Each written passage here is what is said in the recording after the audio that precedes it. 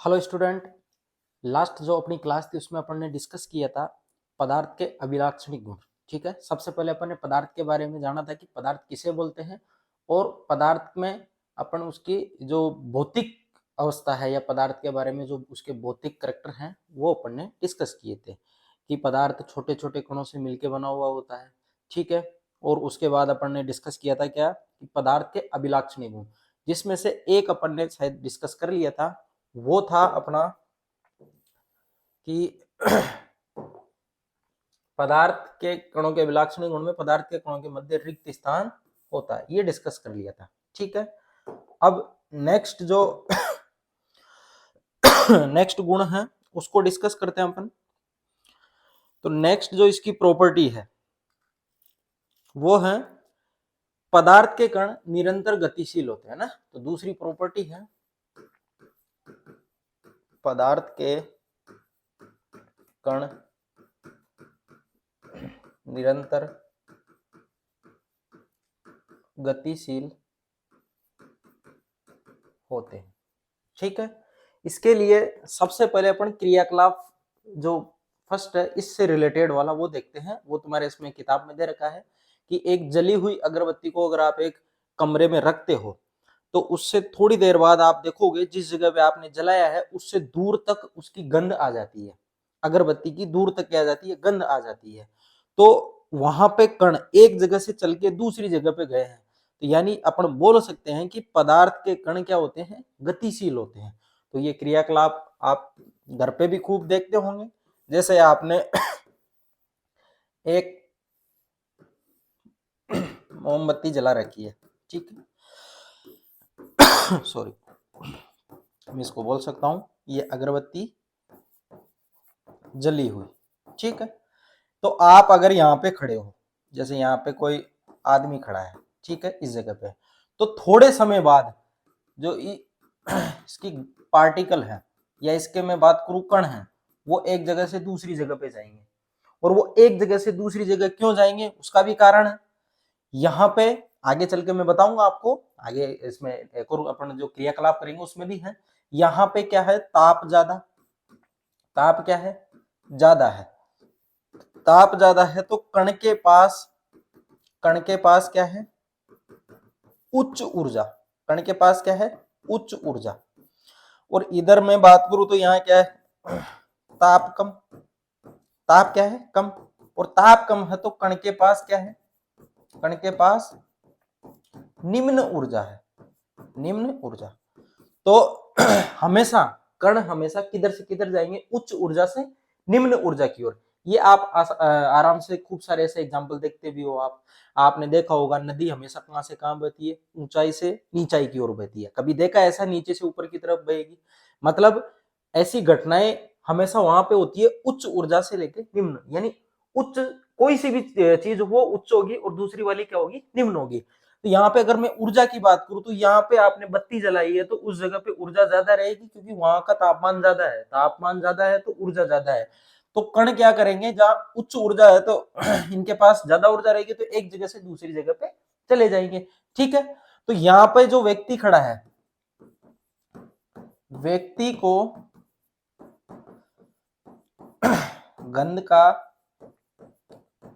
एहसास होता है। और व्यक्ति को गंध का एहसास क्यों हुआ है, इससे अपन क्या निष्कर्ष निकाल सकते हैं, इससे अपन निष्कर्ष निकाल सकते हैं अर्थात पदार्थ के कण गतिशीलता रखते हैं। सॉरी, इससे अपन क्या निष्कर्ष निकाल सकते हैं, पदार्थ के कण गतिशीलता रखते हैं। ठीक है, नेक्स्ट क्रियाकलाप करते हैं, आप इसको नोट डाउन करिए। नेक्स्ट ऐसा ही आपके एक और क्रियाकलाप दे रखा है, और वो क्रियाकलाप क्या है, देखो इधर, वो क्रियाकलाप है एक बीकर के अंदर H2O यानी जल लिया गया है और दूसरे बीकर के अंदर शहद लिया गया है। ठीक है, आपको पता है जल शहद की तुलना में क्या होता है, पतला, और शहद क्या होता है, गाढ़ा। ये आप जानते हो, ये क्या होता है, गाढ़ा होता है, ठीक है। और ये होता है पतला पानी। आप इसके अंदर इंक डाल रहे हो, आप इसके अंदर क्या डाल रहे हो, इंक डाल रहे हो यानी स्याही डाल रहे हो, यानी आप इसमें स्याही, और मैं यहाँ पे बोल रहा हूँ कि लाल व नीली स्याही अपन ने यहाँ पे डाली है, दो अलग अलग बार किया अपन ने एक्सपेरिमेंट, लाल व नीली स्याही डाली है इसमें। जैसे ही आप इन दोनों में स्याही डालते हो तो ये जो वो जल वाला है, ये जो जल वाला है ये तुरंत रंग प्रदर्शित, तुरंत रंग प्रदर्शित करता है। और ये जो शहद वाला आपने लिया है ये कुछ समय बाद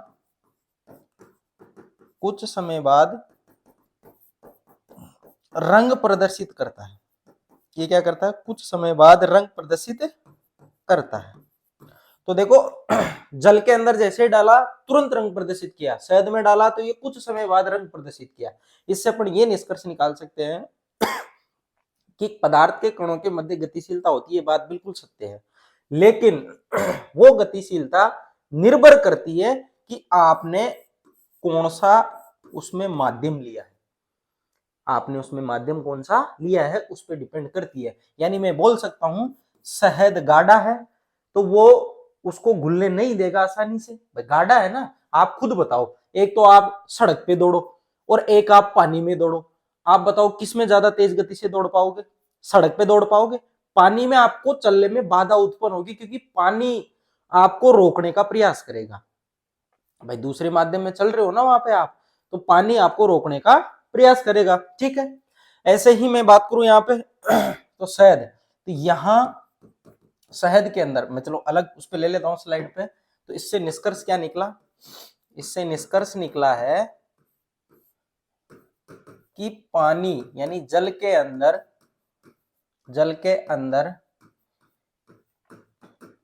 कणों की गतिशीलता ज्यादा होती है,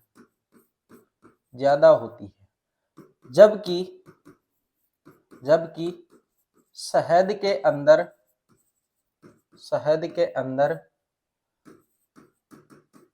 कणों की गतिशीलता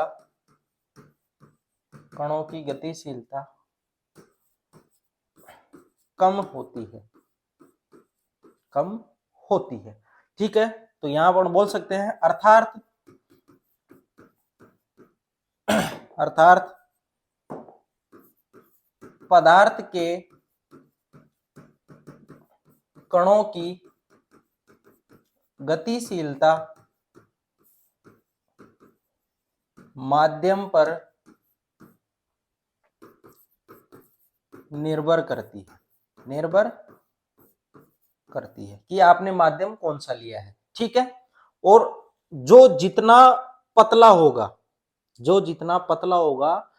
उसके अंदर कण उतने ही ज्यादा गति करेंगे, और जो जितना गाढ़ा होगा उसमें कण उतने ही कम गति करेंगे, सीधी सी बात है। और ये जो कोई भी पदार्थ गाढ़ा होता है पतला होता है, इस प्रकार के व्यवहार को बोला जाता है श्यानता। क्या बोलते हैं, आप नाम याद रख लेना, इस प्रकार के जो व्यवहार को बोलते हैं श्यानता। तो मैं यहाँ पे लिख रहा हूं H2O और यहाँ पे लिख रहा हूं मैं शहद, ये गतिशीलता लिखी मैंने, क्या लिखी है, गतिशीलता। और एक वर्ड में यहाँ पे लिख रहा हूं श्यानता, आप नाम याद रख लेना, इसका मतलब समझा देता हूं। ये श्यानता का मतलब क्या होता है, किसी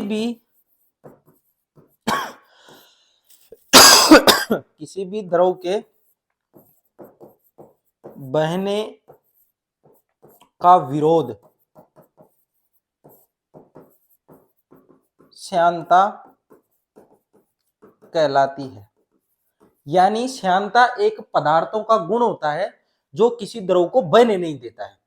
यानी मैं बोल सकता हूं शहद आसानी से बहेगा नहीं, जैसे आप शहद को नीचे परस पे ढोलो और एक आप पानी को ढोलो, पानी जल्दी बहेगा, शहद आसानी से नहीं बहेगा, ये आपको पता है। तो शहद बह नहीं रहा मतलब इसकी श्यानता ज्यादा है, और पानी बह रहा है मतलब इसकी श्यानता कम है। तो मैं ऐसे बोल सकता हूं कि पदार्थ के कणों की गतिशीलता वहां पे ज्यादा रहेगी जहां पे श्यानता कम है।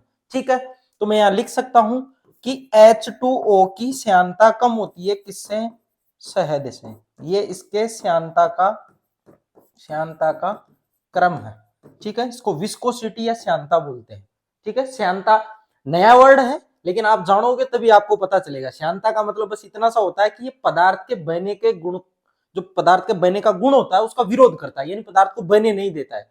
पदार्थ को बहने नहीं दे रहा है, इसी गुण को बोला जाता है श्यानता।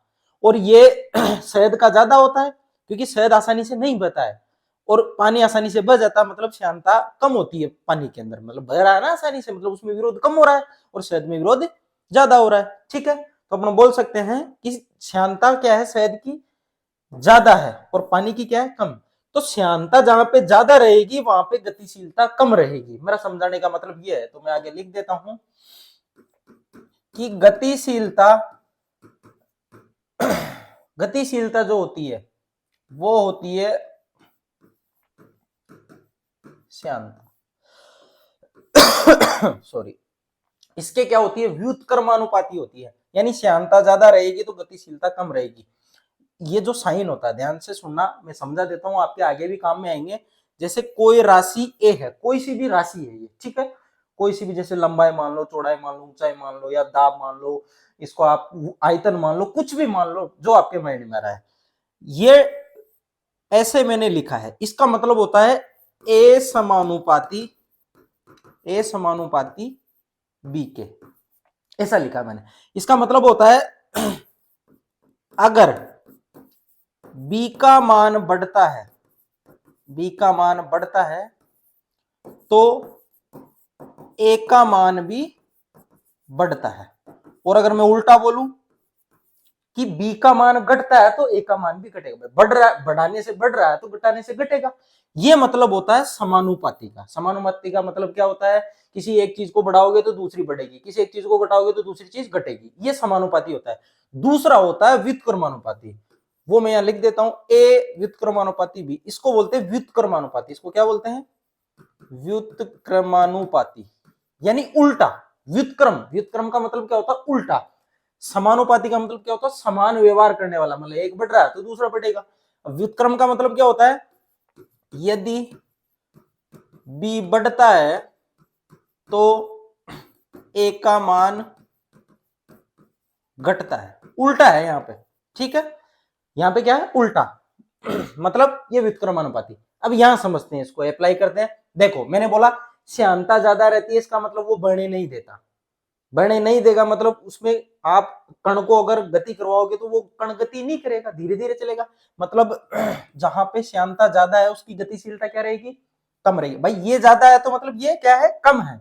और अगर ये कम है तो ये क्या है? ज्यादा है। इसीलिए मैंने लिखा था गतिशीलता में, मैंने ये लिखा था कि जल के अंदर गतिशीलता ज्यादा होती है बजाय किसके? शहद के। क्यों?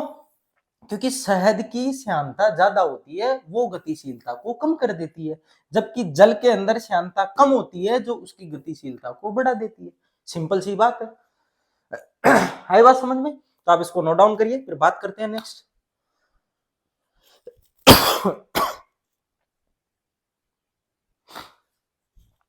नेक्स्ट बात करते हैं अपन अब इन कणों पे जो गतिशीलता है इनकी, इस पे तापमान का प्रभाव क्या रहता है। ठीक है, तो एक एक्सपेरिमेंट, एक क्रियाकलाप आपके दे रखा है,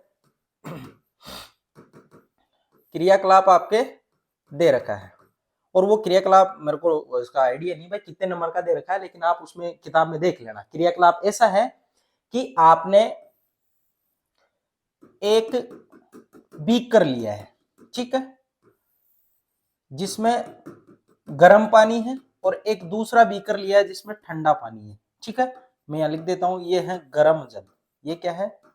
गर्म जल। और मैं यहां की बात करूं तो ये क्या है? ठंडा जल। ये क्या है? ठंडा जल। आई बात समझ में? इसके अंदर आप क्या कर रहे हो? इसमें आपने दोनों के अंदर, दोनों के लिए बोल रहा हूं, या तो कॉपर सल्फेट, या मैं बात कर रहा हूं KMnO4। देखो, इसको बोलते हैं कॉपर सल्फेट, कॉपर सल्फेट, और ये होता है नीले रंग का, नीला रंग होता है इसका, और इसको नीला थोथा भी बोलते हैं, याद रख लेना, नीला थोथा भी बोलते हैं, ब्लू विट्रोल बोलते हैं इसको, ठीक है। और दूसरा जो मैंने लिखा है इसको बोलते हैं पोटेशियम, ये मैंने कल भी बताया था, परमैंगनेट, ठीक है। ये होता है पोटेशियम परमैंगनेट, और ये होता है कॉपर सल्फेट यानी नीला थोथा, ठीक है। ये आपने इसमें डाला, गर्म जल में आप जैसे ही इसको डालते हो तुरंत रंग आ जाता है, तुरंत क्या आ जाता है, रंग आ जाता है। लेकिन ठंडे जल में आप डालते हो तो थोड़े टाइम बाद जैसे आप घोड़ोगे ना उसको, तब रंग आएगा, वो आप उसको घोल रहे हो तब जाके उसमें रंग आएगा। यानी गर्म जल में मैं बोल सकता हूं तुरंत क्या आ जाता है, रंग आ जाता है। और इसमें घोलने पर रंग आता है, इसमें क्या होगा, घोलने पर रंग आता है, तुरंत रंग आ जाता है। अगर आप इन दोनों को रख दोगे, जैसे ही इसको डाला इसको रख दोगे, तो ठंडे जल के अंदर क्या होगा कि वो जो आपने घोला है ना, वो नीचे तल पे बैठने लग जाएंगे इसके कण, तुरंत रंग नहीं आएगा। और कण अगर आप हिलाओगे नहीं तो नीचे बैठ जाएंगे, ठंडे वाले की बात कर रहा हूं, लेकिन गर्म में ऐसा नहीं होता है। तो भाई यहां पे ऐसा क्या हो रहा है कि ये तुरंत रंग दिखा रहा है, ये तुरंत रंग नहीं दिखा रहा। भाई सोचने वाली बात है ना, गर्म के अंदर आपने डाला तो तुरंत रंग दिखाया, इसमें डाला तो ये तुरंत रंग नहीं दिखा रहा, इसको आपने घोला फिर रंग दिखाया इसने, और आप जैसे ही छोड़ोगे वो उसके जो कण है पदार्थ के वो नीचे बैठना स्टार्ट हो जाएंगे, जबकि यहाँ पे कण नीचे नहीं बैठेंगे। मैं यहां लिख सकता हूं कण सतत रूप से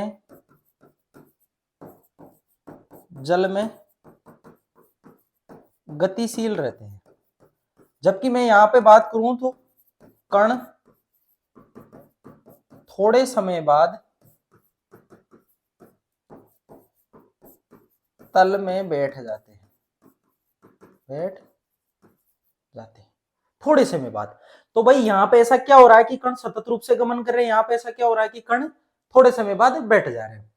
तो सिंपल सी बात है, गर्म जल का तापमान ज्यादा होता है, कणों के पास ज्यादा ऊर्जा होती है, जिसको बोला जाता है गतिशीलता के लिए गतिज ऊर्जा, यानी गति करने के लिए जो ऊर्जा होती है उसको बोलते हैं गतिज ऊर्जा।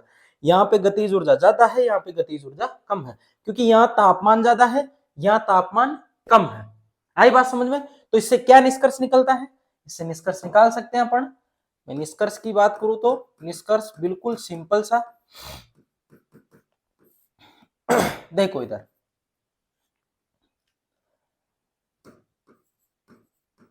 जहां तापमान ज्यादा होता है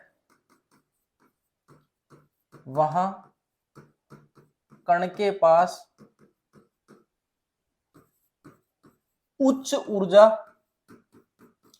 अर्थात इसी को मैं बोल सकता हूं उच्च गतिज ऊर्जा, उच्च गतिज ऊर्जा। और मैं इसको शॉर्ट फॉर्म में लिखूंगा काइनेटिक एनर्जी, के ई से लिखूंगा, है ना, आप लिख लेना, इसका इंग्लिश लिख लेना, काइनेटिक एनर्जी बोलते हैं इसको, ठीक है। काइनेटिक एनर्जी शॉर्ट में अपन इसको के ई से डिनोट करेंगे। के ई का मतलब होता है काइनेटिक एनर्जी, गतिज ऊर्जा, अर्थात उच्च गतिज ऊर्जा होती है। जबकि जबकि कम तापमान पर कणों के पास, जबकि कम तापमान पर कणों के पास कम ऊर्जा, अर्थात निम्न गतिज ऊर्जा, इसको बोलते हैं अपन काइनेटिक एनर्जी होती है, निम्न गतिज ऊर्जा होती है। अब आप बोल रहे हो कि गुरुजी गतिज ऊर्जा ज्यादा और कम से क्या मतलब? अब गतिज ऊर्जा ज्यादा है मतलब कण ज्यादा वेग से गति करेगा, ध्यान से सुनना, गतिज ऊर्जा ज्यादा, देखो गतिज ऊर्जा का मैं फॉर्मूला बता देता हूं, आपके फिजिक्स में भी आएगा।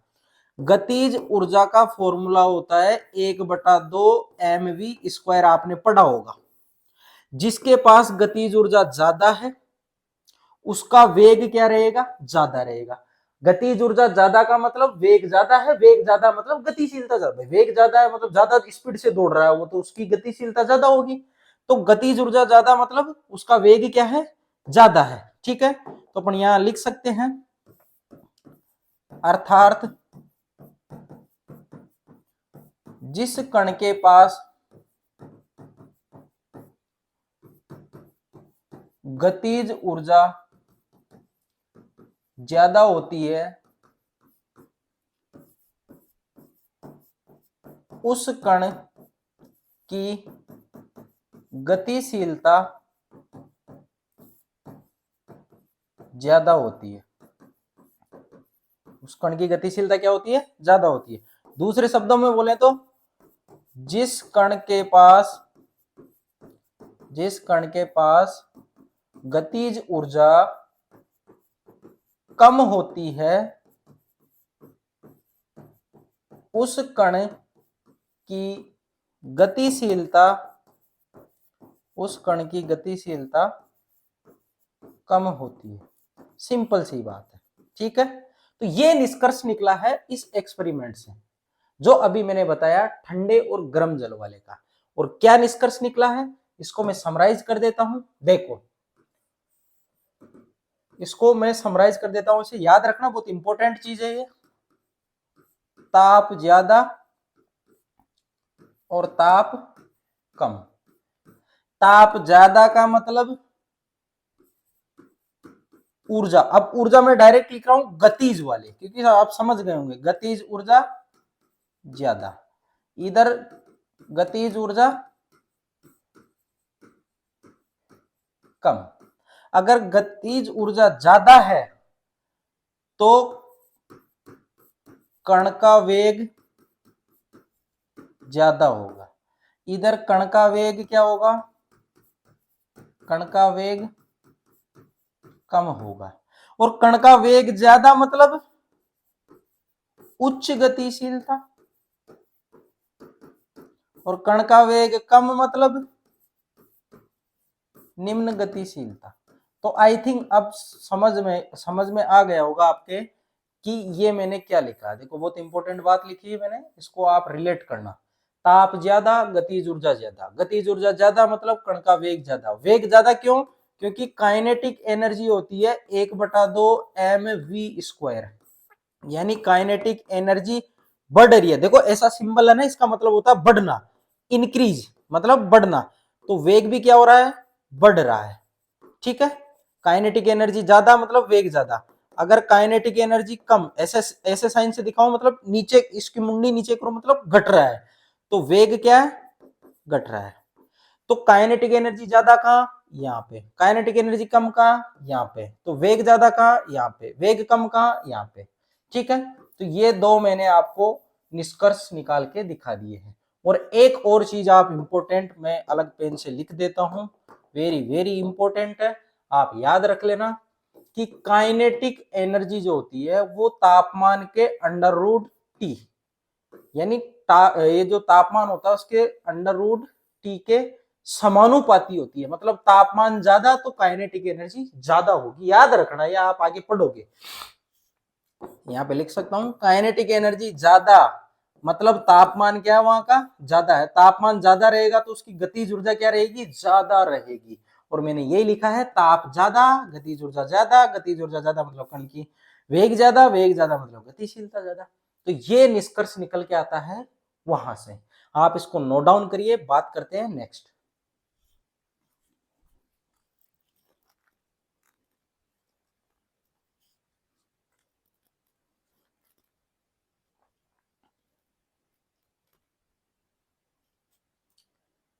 ठीक है, नेक्स्ट प्रॉपर्टी है आपके, पदार्थ के कण एक दूसरे को आकर्षित करते हैं। ठीक है, नेक्स्ट जो थर्ड प्रॉपर्टी है इसके अभिलाक्षणिक गुण में, यानी पदार्थ के कण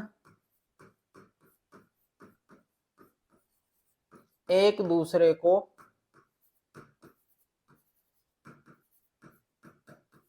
आकर्षित करते हैं। पदार्थ के कण एक दूसरे को क्या करते हैं? आकर्षित करते हैं। ठीक है, तो पदार्थ के कण एक दूसरे को आकर्षित करते हैं, तो इसको अपन कैसे क्रियाकलाप से समझे? तो आपके इसमें क्रियाकलाप दे रखा है, आपके इसमें क्रियाकलाप दे रखा है, और वो क्रियाकलाप कौन सा है? देखो इधर,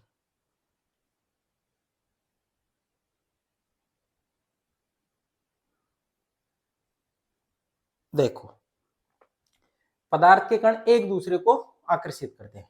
आपने देखा होगा, मैं आपको पहले एग्जांपल से बता देता हूं कि जैसे एज्यूम करो आप पानी की सतह है, पानी की सतह पे आप ऐसे उंगली चलाओ, पानी की सतह पे आप अगर उंगली चलाओगे तो आप जैसे ही वहां से उंगली से काटते हुए आओगे पानी को, लेकिन वो पानी जो पीछे है वो उसकी वापस शेप में आ जाएगा।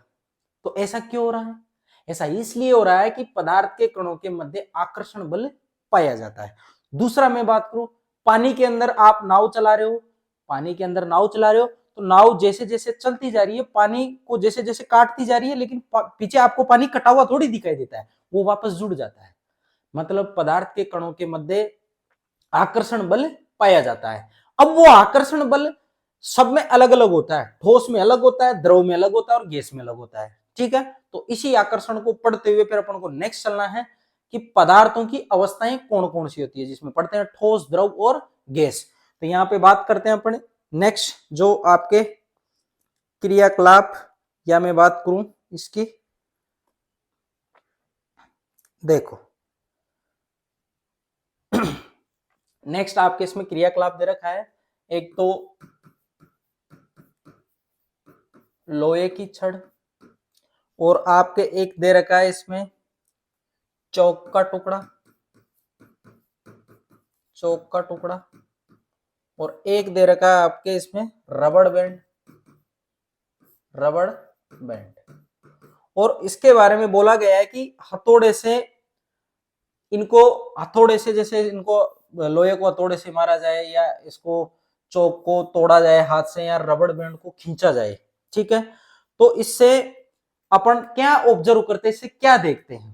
तो इससे यह दिखाई देता है कि जैसे ही आपने इसको लोहे से, या मैं बात करूं इसको हथौड़े से पीटा, इसको हथौड़े से पीटा, तो हथौड़े से पीटते ही ये एक बार में ऐसे टूटेगा थोड़ी, आसानी से टूटेगा नहीं। जैसे ही चौक को आपने तोड़ने का प्रयास किया तो आपको पता है आसानी से नहीं टूटेगा भाई, आप तोड़ोगे तो आपको जोर लगाना पड़ेगा उसमें। ऐसा थोड़ी कि आप जैसे ही उसको छुओ और वो टूट जाए, ऐसा थोड़ी होता है, नहीं होता है ना। तो आप उसको मतलब चौक के टुकड़े को आप उस पर थोड़ा सा बल लगाओगे, उस पर जोर लगाओगे तब टूटेगा।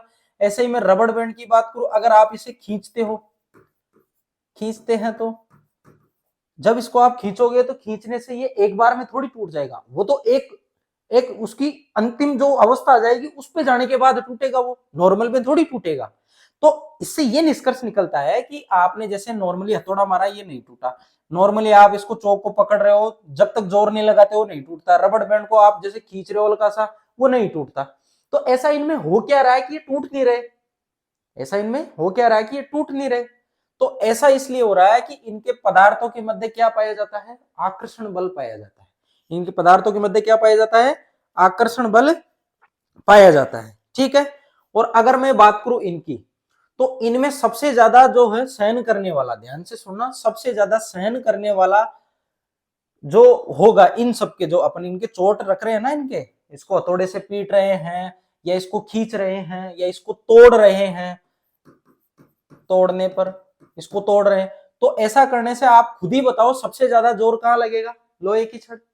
भाई इसमें सबसे ज्यादा आकर्षण बल होता है, उससे कम चौक के टुकड़े में, और सबसे कम आकर्षण कहां होता है? रबड़ बैंड में। भाई रबड़ बैंड को तो क्या अपने जैसे खींचेंगे तो टूट जाएगा, आप लोहे को खींच के तोड़ दो देखें, और आप चौक को ऐसे खींच के तोड़ो, नहीं टूटेगा। ठीक है, और मैं ऐसे बात करूं तोड़ने की, आप ऐसे घुमाओ इसको, रबड़ को, आप रबड़ को तो खींच के तोड़ दोगे, आप चौक के टुकड़े को ऐसे घुमाओ टूट जाएगा, लेकिन लोहे के इसको छड़ को घुमाओ आप, नहीं टूटेगा। तो मतलब सबके अंदर क्या है, आकर्षण की जो प्रवृत्ति होती है सब में अलग अलग है। मैं यहां बोल सकता हूं कि उपरोक्त क्रियाकलाप से निष्कर्ष निकाल सकते हैं कि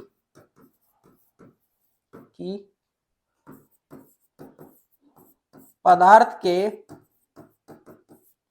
कणों के मध्य आकर्षण बल पाया जाता है, आकर्षण बल पाया जाता है, लेकिन ये इंपॉर्टेंट बात है, लेकिन यह आकर्षण बल सभी पदार्थों में अलग अलग होता है। ये सभी पदार्थों में क्या होता है? अलग अलग होता है। अब जैसे मैं यहां बात करूं इन तीनों की, तो सबसे ज्यादा आकर्षण बल होगा वो लोहे की छड़ में होगा, उससे कम होगा चौक के टुकड़े में,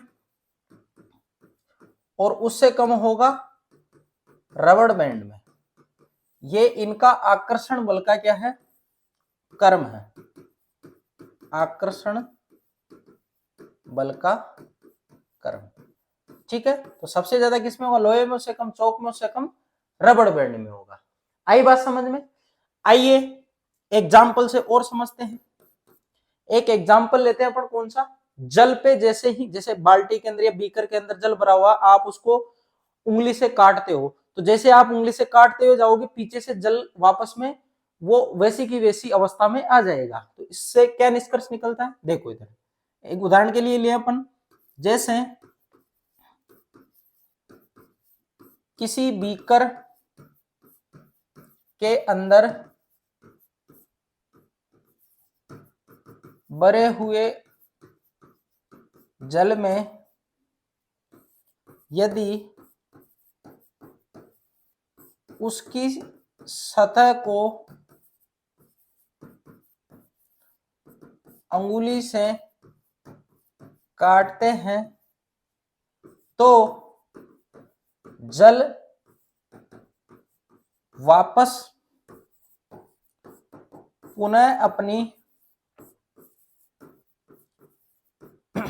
अवस्था में आ जाता है। वापस पुनः अपनी अवस्था में आ जाता है। अर्थात अब वापस क्यों आया है? अर्थात जल जो एक पदार्थ है, अर्थात जल के अणुओं के मध्य आकर्षण बल पाया जाता है। अर्थात जल के अणुओं के मध्य आकर्षण बल पाया जाता है। ठीक है, तो ये एक एग्जाम्पल हो गया किसका? जल से रिलेटेड, कि रियल में इनके मध्य क्या होता है? आकर्षण बल पाया जाता है। ऐसा कैसा एग्जाम्पल आप नाव का ले सकते हो। ठीक है, इसको नोट डाउन करिए, फिर बात करते हैं नेक्स्ट।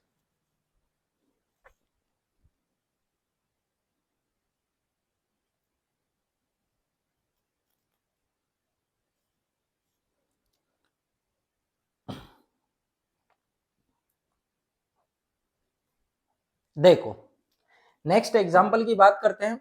एग्जाम्पल क्या है? तुम्हारे इसमें क्वेश्चन दे रखे हैं, तो उस क्वेश्चन को डिस्कस करते हैं अपन।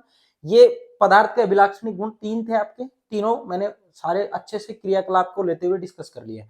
अब मैं क्वेश्चन की बात करता हूं आपके। देखो पहला क्वेश्चन है, इसमें दे रखा है निम्नलिखित में से कौन से पदार्थ है। ठीक है, आपको पदार्थ बताना है। आपको क्या बताना है? पदार्थ बताना है। ठीक है, मैं लिख रहा हूं यहां पे कुर्सी,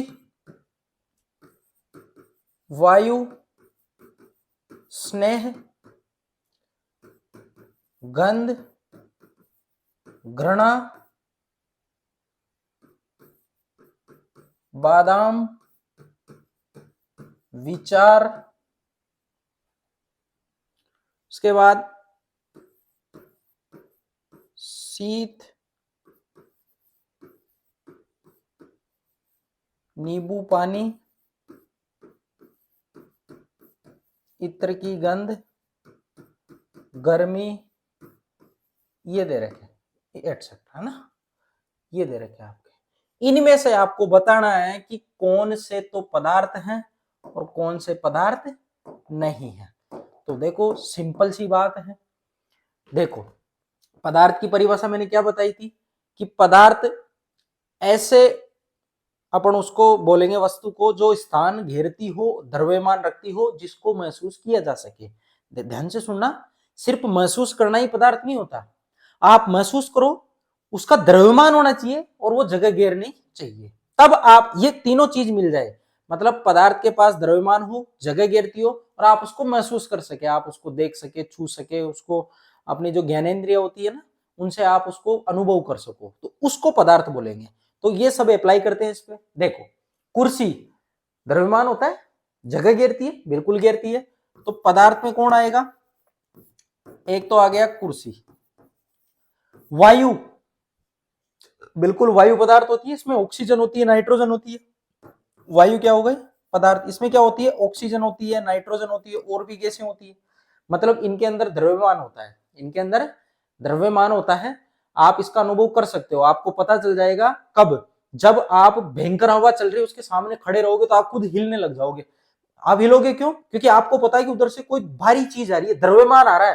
भाई आपको धक्का लग रहा है ना, उधर से कुछ ना द्रव्यमान आ रहा है, इसलिए आप हिल रहे हो आप। ठीक है, तो मतलब वायु को अपन पदार्थ बोलेंगे, सीधी सी बात है। स्नेह की बात करें, स्नेह द्रव्यमान होता है इसका? कोई जगह घेरता है? नहीं घेरता।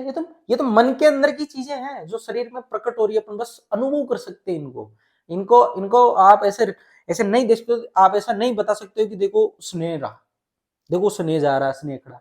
लड़के का नाम हो सकता है, ऐसा नहीं है, लेकिन मैं बात कर रहा हूँ सिर्फ स्नेह, वो जो अपन एक दूसरे से करते हैं उस वाले की बात कर रहे हैं अपन।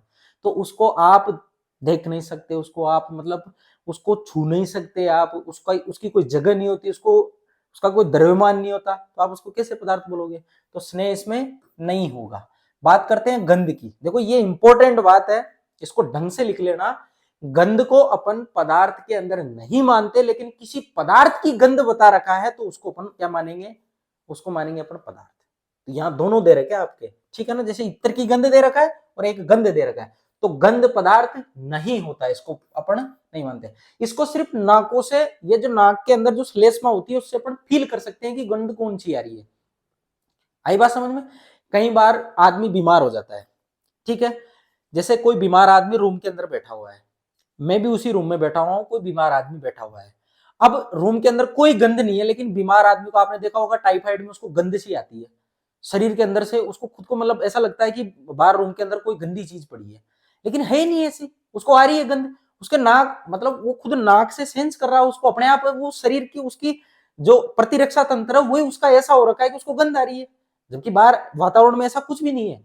लेकिन पदार्थ की गंध, अब आपको पता है पदार्थ रखा हुआ उसकी गंध आ रही है, मतलब उसके कण आपके पास आ रहे हैं, तब आप उसको पदार्थ बोलोगे।